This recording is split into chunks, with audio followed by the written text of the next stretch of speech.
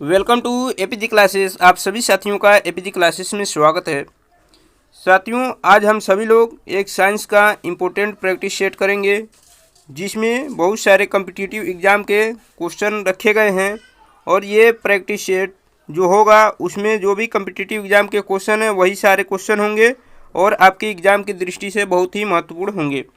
तो चलते हैं क्वेश्चन की तरफ और क्वेश्चन देखेंगे। पहला क्वेश्चन क्या है? पहला क्वेश्चन है, नेत्रदान में आँख का कौन सा हिस्सा दान किया जाता है? ऑप्शन ए है आइरिस, ऑप्शन बी है कार्निया, ऑप्शन सी है नेत्र लेंस और ऑप्शन डी है नेत्र। तो हमें बताना है कि नेत्रदान में आँख का कौन सा हिस्सा दान किया जाता है। हम बता दें कि आइरिस जो होता है ये आपके आँख को कलर देने का, यानी किसी का आँख काला किसी का आँख भूरा होता है तो आइरिस के वजह से होता है। इसको ध्यान रखेंगे, इसलिए ऑप्शन ए आपका सही आंसर नहीं होगा। नेत्र लेंस जो होता है आपके नेत्र में वो उत्तल लेंस होता है और नेत्र लेंस नेत्रदान में नेत्र लेंस नहीं दान किया जाता, इसलिए ऑप्शन सी भी नहीं होगा। नेत्रदान में आँख का कार्निया जो होता है वो कार्निया को दान किया जाता है, ठीक है ना। तो नेत्रदान में कार्निया का जो हिस्सा होता है यानी कार्निया जो होता है उसी को दान किया जाता है। बढ़ते हैं अगले क्वेश्चन की तरफ। अगला क्वेश्चन देखेंगे। अगला क्वेश्चन देखिए, लेंस की क्षमता का मात्रक होता है। ऑप्शन ए है मीटर, ऑप्शन बी है सेंटीमीटर, ऑप्शन सी है डायोप्टर और ऑप्शन डी है एम्पियर। तो हमें बताना है कि लेंस की क्षमता का मात्रक क्या होता है। तो आप जानते हैं कि एम्पियर जो होता है ये तो विद्युत धारा का मात्रक होता है एम्पियर, तो इसलिए ऑप्शन डी नहीं होगा, ठीक है ना। मीटर और सेंटीमीटर ये दूरी का मात्रक होता है, तो यहाँ पर आपका जो डायोप्टर है ये सही आंसर हो जाएगा, यानी लेंस की क्षमता का मात्रक जो होता है वो डायोप्टर होता है। इस बात को ध्यान रखिएगा। आप कभी कभी देखते हैं कि किसी व्यक्ति के चश्मे पर जो होता है, मान लीजिए ये चश्मा है तो आप इस पर देखते होंगे +2 लिखा होता है या फिर -2 लिखा होता है। तो +2 या -2 इसके लिखने का मतलब ये है कि अगर प्लस लिखा है तो उत्तल लेंस है, उत्तल लेंस की क्षमता बता रहा है कि +2 डायोप्टर है, और माइनस लिखा है तो अवतल लेंस की क्षमता बता रहा है। इस बात को भी ध्यान रखेंगे। बढ़ते हैं अगले क्वेश्चन की तरफ। अगला क्वेश्चन देखेंगे। अगला क्वेश्चन क्या है? देखिए अगला क्वेश्चन है आपका, प्रतिरोध का मात्रक होता है। Option A ampere, option B है कैलोरी, ऑप्शन सी है ओम और ऑप्शन डी है वोल्ट। तो हमें बताना है कि प्रतिरोध का मात्रक क्या होता है। तो देखिए यहाँ पर जो वोल्ट दिया गया है ये विभवांतर का मात्रक वोल्ट होता है, इसलिए ऑप्शन डी नहीं होगा। एम्पियर जो होता है, अभी देखे हैं आप पिछले क्वेश्चन में, एम्पियर जो होता है वो विद्युत धारा का मात्रक होता है, ये भी नहीं होगा। कैलोरी जो होता है ये ऊर्जा के लिए प्रयोग किया जाता है, अर्थात ऊर्जा मापने के लिए। तो ओम जो होता है, ओम का प्रयोग हम क्या करते हैं, प्रतिरोध का मात्रक जो होता है वो ओम होता है, इस बात को ध्यान रखिएगा। तो प्रतिरोध का मात्रक जो होगा वो ओम सही हो जाएगा। बढ़ते हैं अगले क्वेश्चन की तरफ। अगला क्वेश्चन देखेंगे। अगला क्वेश्चन है आपका, अंतरिक्ष से आकाश का रंग कैसा दिखाई देता है? ऑप्शन ए है नीला, ऑप्शन बी है काला, ऑप्शन सी है सफ़ेद और ऑप्शन डी है लाल। तो हमें बताना है कि अंतरिक्ष से आकाश का रंग कैसा दिखाई देता है। देखिए अंतरिक्ष यात्री को अंतरिक्ष से आकाश का रंग जो दिखाई देता है वो आपका काला दिखाई देता है। ऑप्शन बी सही हो जाएगा। इस बात को ध्यान रखिएगा कि अंतरिक्ष से आकाश का रंग काला दिखाई देता है। इसका कारण क्या है? क्योंकि आप जानते हैं अंतरिक्ष में जो है वो वायुमंडल नहीं है, अर्थात वहाँ पर धूल के कण नहीं होते हैं, जिससे प्रकाश की किरणें सीधे पृथ्वी के वायुमंडल में आ जाती हैं और वहाँ पर किसी भी प्रकार का प्रकीर्णन नहीं होता है अंतरिक्ष में।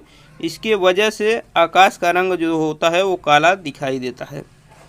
बढ़ते हैं अगले क्वेश्चन की तरफ। अगला क्वेश्चन देखेंगे। अगला क्वेश्चन क्या है? अगला क्वेश्चन है आपका, अम्ल वर्षा का कारण है। ऑप्शन ए है CH4 यानी मीथेन, ऑप्शन बी है SO2 यानी सल्फर डाइऑक्साइड, ऑप्शन सी है CO2 कार्बन डाइऑक्साइड और ऑप्शन डी है O2 यानी ऑक्सीजन। तो हमें बताना है कि अम्ल वर्षा का कारण है। तो देखिए अम्ल वर्षा का जो कारण है वो है आपका सल्फर डाइऑक्साइड। सल्फर डाइऑक्साइड जो है वो अम्ल वर्षा का कारण है, और अम्ल वर्षा को एसिड रेन यानी अम्लीय वर्षा भी कहते हैं। अम्ल वर्षा के कारण ताजमहल का जो पीलापन है वो होता है, यानी अम्ल वर्षा के कारण ही ताजमहल जो होता है वो पीला हो रहा है। इस बात को भी ध्यान रखिएगा। बढ़ते हैं अगले क्वेश्चन की तरफ। अगला क्वेश्चन देखेंगे।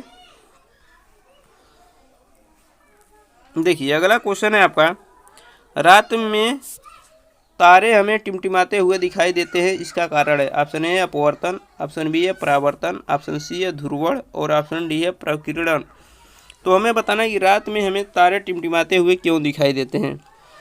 तो देखिए रात में हमें तारे प्रकाश के अपवर्तन के कारण, यानी अपवर्तन के कारण ही क्या होते हैं, हमें टिमटिमाते हुए दिखाई देते हैं। तो सबसे पहले हमें जानना होगा कि अपवर्तन क्या होता है। अपवर्तन, जब प्रकाश की किरण एक पारदर्शी माध्यम से दूसरे पारदर्शी माध्यम में प्रवेश करती है तो वह अपने मार्ग से विचलित हो जाती है। अपने मार्ग से विचलित होने की घटना को ही हम प्रकाश का अपवर्तन कहते हैं। तो जब प्रकाश की किरण मान लीजिए तारे से आ रहा है वायुमंडल में, तो वायुमंडल में धूल के कण हैं, जिसके वजह से प्रकाश की किरण टकराकर कभी इधर कभी उधर, यानी अपनी मेन पोजीशन से इधर उधर होती रहती है। इस घटना को हम कहते हैं प्रकाश का अपवर्तन। इसीलिए हमें रात में तारे टिमटिमाते हुए दिखाई देते हैं। बढ़ते हैं अगले क्वेश्चन की तरफ। अगला क्वेश्चन देखेंगे। अगला क्वेश्चन क्या है, देखिए अगला क्वेश्चन है, फोटोग्राफी में प्रयोग किया जाता है। ऑप्शन ए है AgI यानी सिल्वर आयोडाइड, ऑप्शन बी है AgBr यानी सिल्वर ब्रोमाइड, ऑप्शन सी है SO2 यानी सल्फर डाइऑक्साइड और ऑप्शन डी है Hg यानी मरकरी। तो हमें बताना है कि फोटोग्राफी में किसका प्रयोग किया जाता है। तो देखिए सिल्वर आयोडाइड जो होता है AgI, इसे हम कृत्रिम वर्षा कराने में प्रयोग करते हैं, इसलिए ऑप्शन ए नहीं होगा। सल्फर डाइऑक्साइड आपने देखा है कि अम्लीय वर्षा का कारण है, और Hg जो होता है वो पारा होता है, जिसे क्विक सिल्वर के नाम से भी जाना जाता है। तो यहाँ पर HgBr यानी सिल्वर ब्रोमाइड जो होता है, इसका प्रयोग फोटोग्राफी में किया जाता है। बढ़ते हैं अगले क्वेश्चन की तरफ। अगला क्वेश्चन देखेंगे। देखिए अगला क्वेश्चन है, रक्त का pH मान होता है। ऑप्शन ए है 7.5, ऑप्शन बी है 7.4, ऑप्शन सी है 6.7, ऑप्शन डी है 4.7। तो हमें बताना है कि रक्त का pH मान कितना होता है। तो देखिए रक्त, जो भी उदासीन चीज़ें होती हैं उनका pH मान 7 होता है। जैसे जल का pH मान आप जानते हैं 7 होता है। अगर pH मान 7 से कम है तो वह अम्लीय होता है, अगर pH मान 7 से अधिक है तो वह क्षारीय होता है। इस बात को भी ध्यान रखिएगा। तो आप जानते हैं कि अगर किसी चीज़ का pH मान 7 है तो वह उदासीन है, और जल आप जानते हैं कि उदासीन होता है, इसका pH मान 7 होता है। तो हमें बताना कि रक्त का pH मान कितना हो। तो रक्त का pH मान जो होता है वो 7.4 होता है, इसको ध्यान रखिएगा। अब 7.4 होने का मतलब क्या है, रक्त जो होता है वो क्षारीय होता है, क्योंकि 7 से अगर ऊपर जाते हैं तो क्षारीय होता है, 7 से नीचे आते हैं यानी pH मान 7 से अगर कम है तो अम्लीय होता है। तो यहाँ पर 7.4 होने का मतलब क्या है कि वह क्षारीय है। बढ़ते हैं अगले क्वेश्चन की तरफ। अगला क्वेश्चन देखेंगे। अगला क्वेश्चन क्या है, देखिए अगला क्वेश्चन है आपका, फ़ारेनहाइट में मनुष्य का समान तापमान होता है। ऑप्शन ए है 98 फ़ारेनहाइट, ऑप्शन बी है 98.6 फ़ारेनहाइट, ऑप्शन सी है 37 फ़ारेनहाइट और ऑप्शन डी है 212 फ़ारेनहाइट। तो हमें बताना है कि फ़ारेनहाइट में मनुष्य का सामान्य तापमान कितना होता है। आपको बताना है कि सेल्सियस पैमाने में जो मनुष्य का सामान्य तापमान होता है वो 37 डिग्री सेल्सियस होता है। 37 डिग्री सेल्सियस, ये सेल्सियस पैमाने में। लेकिन हमसे पूछा गया फ़ारेनहाइट पैमाने में। तो फ़ारेनहाइट पैमाने में मनुष्य का समान तापमान जो होता है वो 98.6 फ़ारेनहाइट होता है, जो ऑप्शन बी सही हो जाएगा।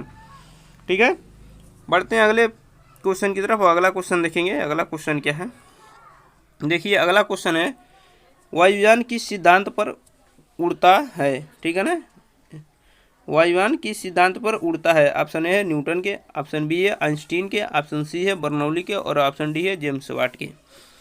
तो हमें बताना है कि वायुयान किस सिद्धांत पर उड़ता है। तो हम यहाँ पर कुछ चीज़ें बताते चलें। न्यूटन ने, आप जानते हैं कि गुरुत्वाकर्षण का सिद्धांत दिया था न्यूटन, तो ये ऑप्शन ए नहीं होगा। आइंस्टीन आप जानते हैं कि ऊर्जा संरक्षण के सिद्धांत को बताया था, जिसमें इन्होंने बताया था, इनका एक बहुत फेमस समीकरण है E = mc²।